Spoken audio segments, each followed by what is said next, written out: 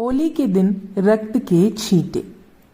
घर से भागकर भगत सिंह कानपुर चले गए।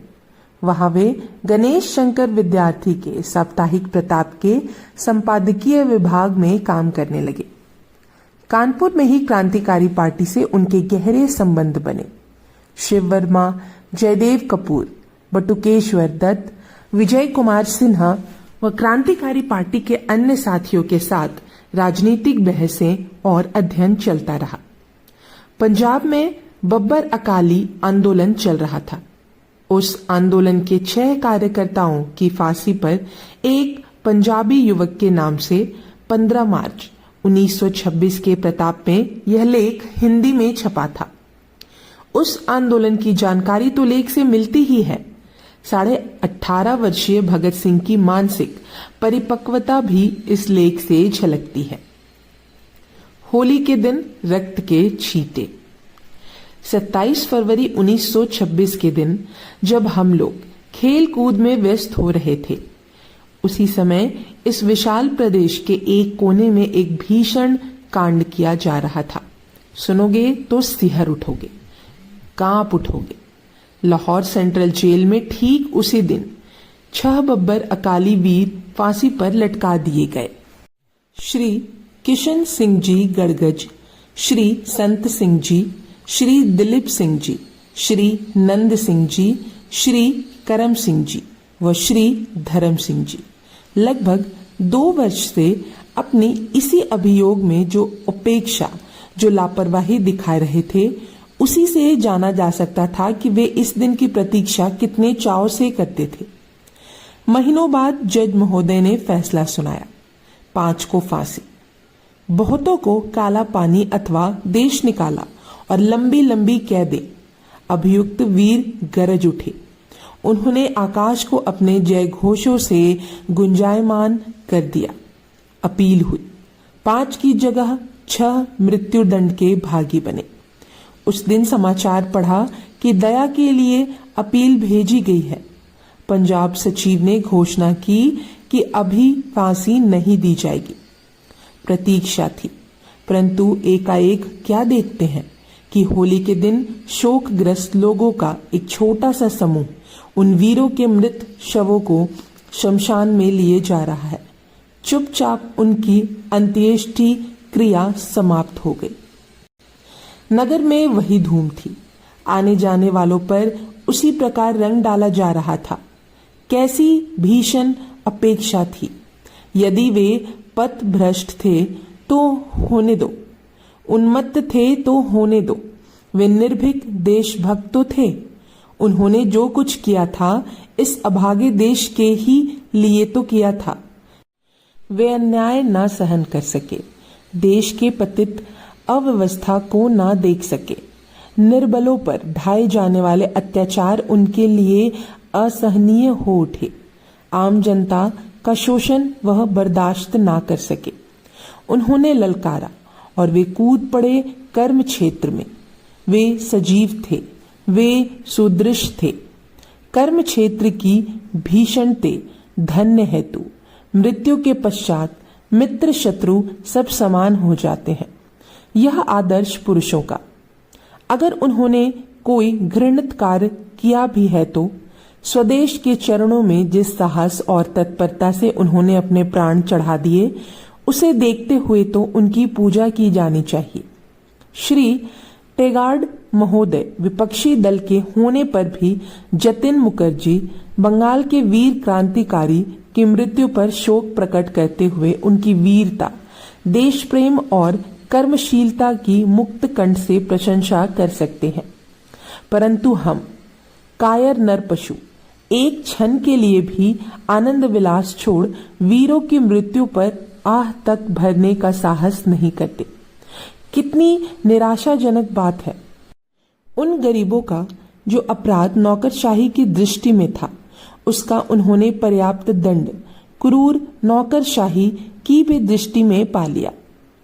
इस भीषण दुखांत नाटक का एक और पर्व समाप्त हो गया।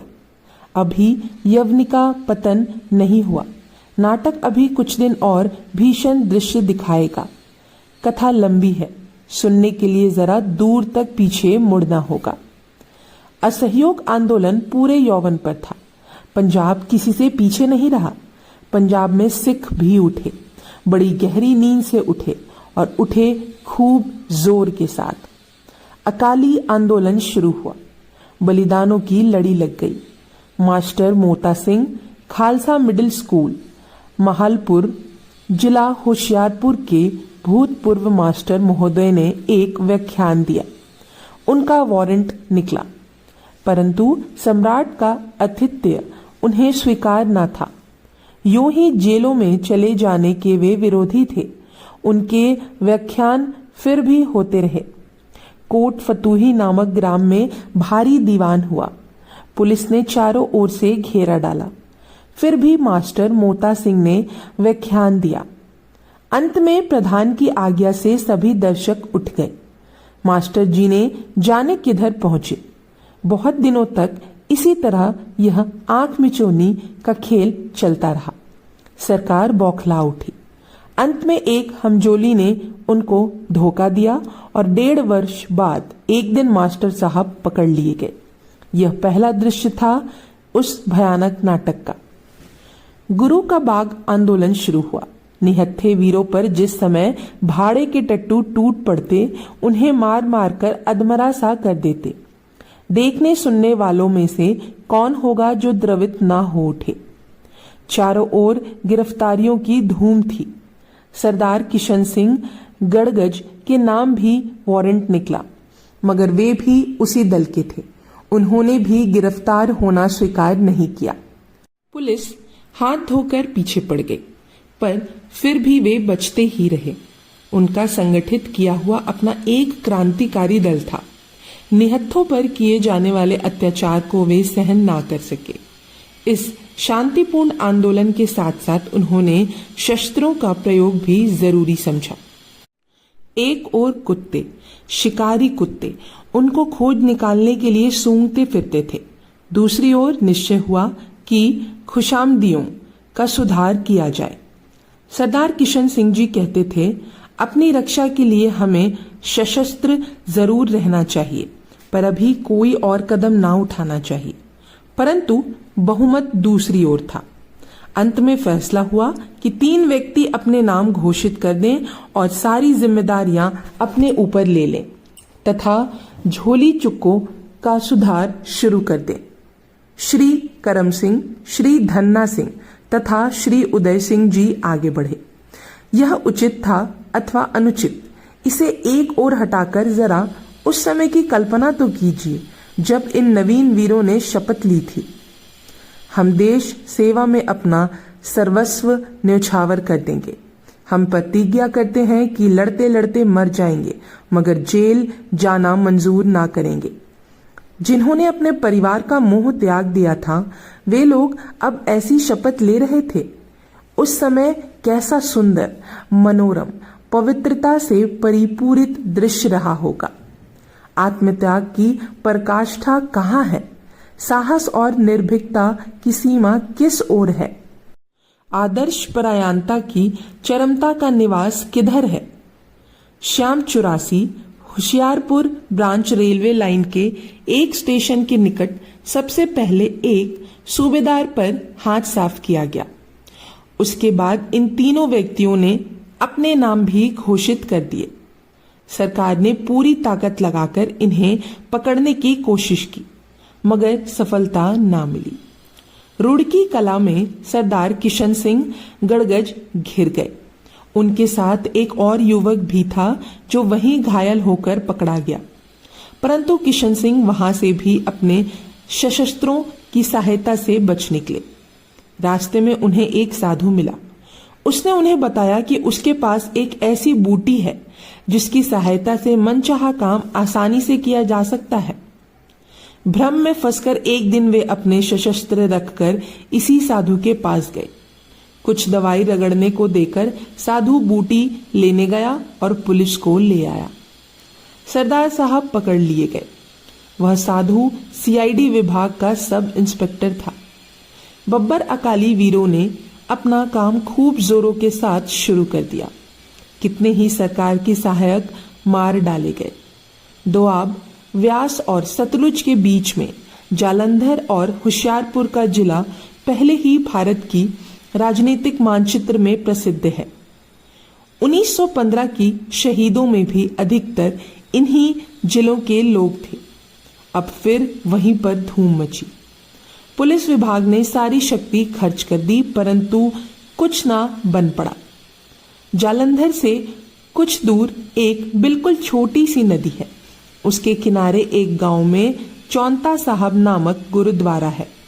उसमें श्री करम सिंह जी, श्री धन्ना सिंह जी, श्री उदय सिंह जी तथा अनूप सिंह जी दो एक और व्यक्तियों के साथ बैठे थे। चाय बनाने की तैयारियां हो रही थी। बैठे बैठे श्री धन्ना सिंह ने कहा, बाबा करम सिंह जी, हमें यहाँ से अभी इसी वक्त चल देना चाहिए। मुझे किसी बुरी घटना होने का सा आभास हो रहा है। 75 वर्ष के बूढ़े करम सिंह ने इस बात पर तनिक भी ध्यान नहीं दिया, पर श्री धन्ना सिंह अपने साथ 18 वर्षीय दिलीप सिंह को लेकर चले ही गए। बैठे बैठे बाबा करम सिंह ने श्री अनूप सिंह की ओर बड़े गौर से देखकर कहा, अनूप सिंह, तुम अच्छे आदमी हो। मगर इसके बाद उन्होंने खुद भी इस बात पर ध्यान नहीं दिया। बातें अभी हो ही रही थी कि सचमुच ही पुलिस आधम की। सारे बम श्री अनूप सिंह के कब्जे में थे। ये सब लोग उठकर गांव में छिप गए। पुलिस ने लाख सिर मारा पर विफल रही। अंत में पुलिस की ओर से एक घोषणा की गई, बागियों को निकालो वरना गांव में आग लगा दी जाएगी। पर गांव वाले विचलित नहीं हुए। अवस्था को देखकर वे सब खुद ही बाहर निकल पड़े। सारे बम अनूप सिंह ले भागा और जाकर आत्मसमर्पण कर दिया। शेष 4 व्यक्ति वहीं पर घिरे हुए खड़े थे। पुलिस के अंग्रेज कप्तान ने कहा, करम सिंह, हथियार छोड़ दो, तुम्हें माफ कर दिया जाएगा। वीर ने ललकार कर जवाब दिया, हम अपने देश के लिए सच्चे क्रांतिकारी की तरह लड़ते लड़ते शहीद हो जाएंगे, पर हथियार नहीं डाल सकते। उन्होंने अपने तीनों साथियों को ललकारा। वे सिंह की तरह गरज उठे। लड़ाई छिड़ गई। खूब दनादन गोलियां चली। गोली बारूद समाप्त होने पर वे वीर पानी में कूद पड़े और घंटों गोलियां की वर्षा होते रहने पर ये चारों वीर स्वर्गधाम सिधार गए। श्री करम सिंह की आयु 75 वर्ष की थी। वह कनाडा में रह चुके थे। उनका आचरण पवित्र और चरित्र आदर्श था। सरकार ने समझा बब्बर अकाली खत्म हो गए, परंतु वे उन्नति कर रहे थे। 18 वर्षीय दिलीप सिंह एक अत्यंत सुंदर, सुदृढ़, हिष्ट पुष्ट पर अशिक्षित नवयुवक थे और उनका डाकुओं के साथ हो गया था। धन्ना सिंह जी की शिक्षा ने उन्हें डाकुओं से एक सच्चा क्रांतिकारी बना दिया। उधर सरदार बंता सिंह और वरियाम सिंह आदि कई प्रसिद्ध डाकू डाकेजनी छोड़कर इनमें आ मिले। इन सब में मृत्यु का डर नहीं था। ये अपने पिछले कुकर्मों को धो डालना चाहते थे। इनकी संख्या उत्तरोत्तर बढ़ती जा रही थी। एक दिन मानहाना नामक गांव में धन्ना सिंह बैठे थे। पुलिस बुला ली गई। नशे में चूर धन्ना सिंह बैठे ही पकड़ लिए गए। उनका भरा हुआ पिस्तौल छीनकर हाथों में हथकड़ी लगा दी गई और उन्हें बाहर लाया गया। 12 साधारण सिपाही और 2 अंग्रेज ऑफिसर उनको घेर कर खड़े हो गए। ठीक उसी समय धमाके की आवाज हुई। धन्ना सिंह जी ने बम चला दिया था। इससे वे स्वयं भी मरे और साथ ही एक अंग्रेज ऑफिसर और 10 सिपाही, बाकी के लोग बुरी तरह घायल हुए। इसी तरह मुंडेर नामक गांव में बैठे हुए बंता सिंह, ज्वाला सिंह आदि कई लोग घिर गए। ये सब छत पर बैठे हुए थे। गोली चली। कुछ देर तक अच्छी झड़प होती रही, पर पुलिस ने पंप से मिट्टी का तेल छिड़ककर घर में आग लगा दी। फिर भी वरियाम सिंह बच निकले, परंतु बंता सिंह वहीं मारे गए। अगर इससे पहले कि 1-2 अन्य घटनाओं का वर्णन कर दिया जाए तो अनुचित ना होगा। बंता सिंह बड़े साहसी पुरुष थे। एक बार शायद जालंधर छावनी जाकर रिसाले में पहरे पर खड़े हुए सिपाही की घोड़ी तथा राइफल वे छीन लाए थे। इन दिनों जबकि पुलिस के दस्ते इनकी तलाश में मारे मारे फिरते थे, कहीं जंगल में किसी दस्ते से इनकी भेंट हो गई। सरदार बंता सिंह ने फौरन चुनौती दी, अगर हिम्मत हो तो दो दो हाथ कर लो। परंतु उस ओर तो थे पैसों के गुलाम और इस ओर आत्मोत्सर्ग के इच्छुक। तुलना कैसे हो सकती है? सिपाहियों का दस्ता चुपचाप चला गया। इन लोगों को पकड़ने के लिए खास तौर से पुलिस नियुक्त की गई और उसकी थी यह दशा। खैर, गिरफ्तारियों की भरमार थी। गांव गांव में पुलिस की ताजेरी चौकियां बिठाई जाने लगी। धीरे धीरे बब्बर अकालियों का जोर कम होने लगा। अब तक तो मानो इन्हीं का राज्य था। जहां जाते कुछ लोग हर्ष और चाव से, कुछ भय और त्रास से इनकी खूब आवभगत करते। सरकार के सहायक एकदम पस्त हुए बैठे थे। सूर्योदय के पहले, सूर्योदय के बाद घर से निकलने का साहस ही उन्हें ना हो पाता था। ये उन दिनों के हीरो समझे जाते थे। वे वीर थे और उनकी पूजा वीर पूजा समझी जाती थी। परंतु धीरे धीरे उनका जोर खत्म हो गया। सैकड़ों पकड़े गए, मुकदमे शुरू हुए। वरियाम सिंह अकेले बचे थे। जालंधर होशियारपुर में पुलिस का अधिक जोर देखकर वे दूर लायलापुर में जा रहे थे। वहां पर एक दिन बिल्कुल घिर गए, मगर खूब शान के साथ लड़ते हुए बच निकले, लेकिन बहुत थक गए थे। कोई साथी भी न था। दशा बड़ी विचित्र थी। एक दिन ढेसिया नामक गांव में अपने मामा के पास गए। सशस्त्र बाहर रखे थे।